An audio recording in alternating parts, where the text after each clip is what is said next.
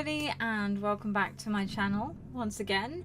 It's gonna be a book review that we're doing today. I know it's a mess, but anyway, seeing as it's the spoopy, whatever you want to call it, season, and there's a reboot of Hellraiser out, I thought I would do a very quick review of Clive Barker's The Scarlet Gospel.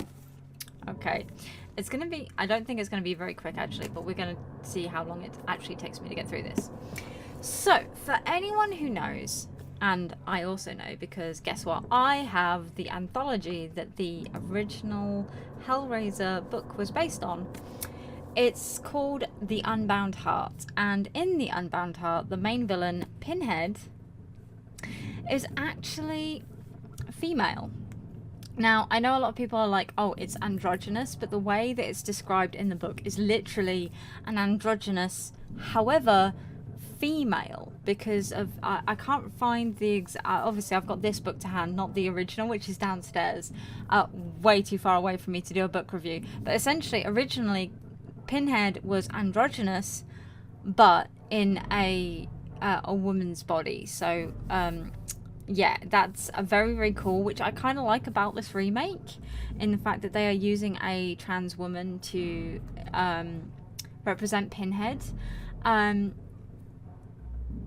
I have my own feelings on that. I'm not going to go into them because that's not what this is about.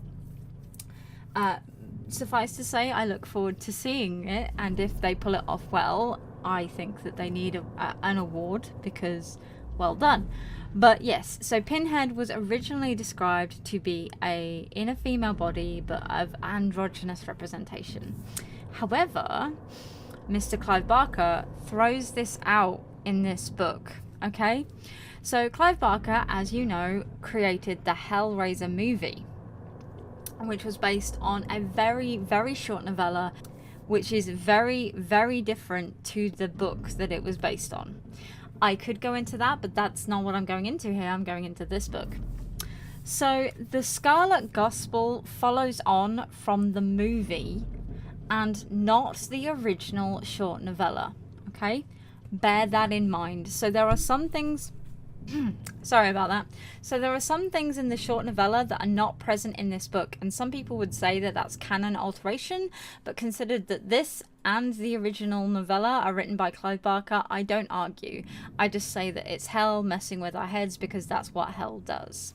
Okay, so in this book, Pinhead is a priest of the Gash, which we know that's kind of spoken of in the books. And in the film more than anything else. However, in the film, they get taken over in the second film by the doctor creature that gets possessed by Leviathan. That doesn't happen in this. In this, Leviathan is just the actual maze itself. So Leviathan is not sentient. Leviathan can't control anything. Leviathan is literally the maze. The maze is a living maze. And Pinhead wants to become the king of hell, so he has to go and take on Lucifer, which he does in this book. And it is a he now. So again, as I said before, Pinhead is a very fluid gender identity, and I think is pretty cool in that regard, even though they are a sadistic, masochistic, evil asshole. And this book was very interesting to read in the fact that it covers Pinhead's entire journey to create the Scarlet Gospels so that he can take over hell. One moment again. However, in Pinhead's journey to take over hell, he needs the help of private investigator Harry D'Amour. Now, Harry D'Amour isn't just a private investigator, he also deals with the paranormal and the spooky and the scary, and he has come to deal with Pinhead before, and Pinhead has decided that this guy is the perfect one to use to further his agenda and his goals, because Mr. D'Amour has access to other paranormal psychics that are going to help him produce his goal of ruling hell. Now, this book takes place in two different timelines.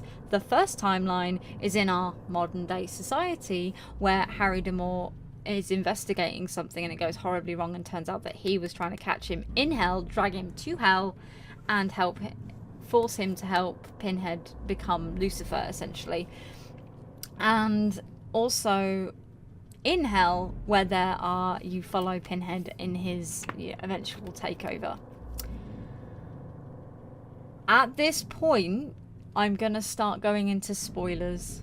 Okay, so 3, 2, 1. We're into spoiler territory now. So this is a good book. I enjoyed it. Most of it, actually, I'm going to say. Now, the pieces in the modern day world where Harry D'Amour has to get together a team, and I stress, it's like a Suicide Squad, who has to go into hell to defeat Pinhead in his ultimate journey. It's interesting. It's really good. It's very fun. And spoiler alert, it kind of links into Neil Gaiman's version of Hell. The reason I say that is at the end of the book, Lucifer wins. Okay? Pinhead is gone. Pinhead does not win in any way, shape, or form. That was the most satisfying ending to this book. Pinhead has done all of this stuff. He is the second most powerful person in hell, and he goes up against Lucifer, who, by the way, decided to paralyze himself into nothingness because he was so bored.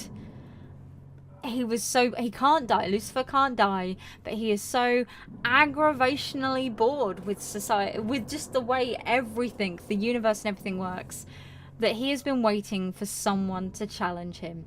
And Pinhead challenges him and ultimately loses. And you know what Lucifer says to that? Cool. Hell doesn't exist anymore. I'm going back to Earth. So ultimately, everybody dies in hell. Like, there is no hell anymore.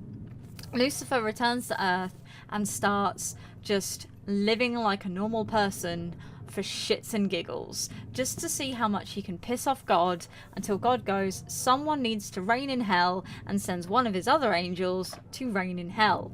But we don't see that at the end of this book. The final thing that Pinhead sees is he has done some nasty stuff to one of the paranormal detective's friends, and the ceiling of hell just drops in on him and everything dies, and he realizes that he was in the wrong, and that everything he has worked towards was essentially Lucifer's plan of evading God's wishes for him. It is such a good plot twist. I do love the way this is written. I read this in like 3 nights in a Center Parcs hotel because I was bored out of my brain. But to be honest, this entertained me so much. I read it through the night. I did. It was so good. There are some bits towards the end. I'm going to put, like, this is where I say the trigger warnings. There is sexual assault, there is suicide, and it's graphic. That's the only thing I don't like about Clive Barker's writing. There is some very graphic scenes that I did not think needed to be included. You just needed to say one sentence of, he did bad things to this woman. It is a woman, unfortunately. Why is it always women? Anyway, and yeah, so bear that in mind towards the end. The end only, like, it's in the last 50 pages. It's about somewhere about here. And it's to the sweetest character in the book. It's heartbreaking. It's a heartbreaking scene, but I do recommend this. However, if you have issues with that, just bear in mind the last 50 pages or so are going to end badly for you. And just bear that in mind and prepare yourself. But I do recommend this as a good read. It's very, very fun. And it gives you Pinhead and Hellraiser. So if you like that series, you'll love this book. Right. So we're at that point where, because we have done that, we need to do this. Let's get the deck out. Loki's come to join us again.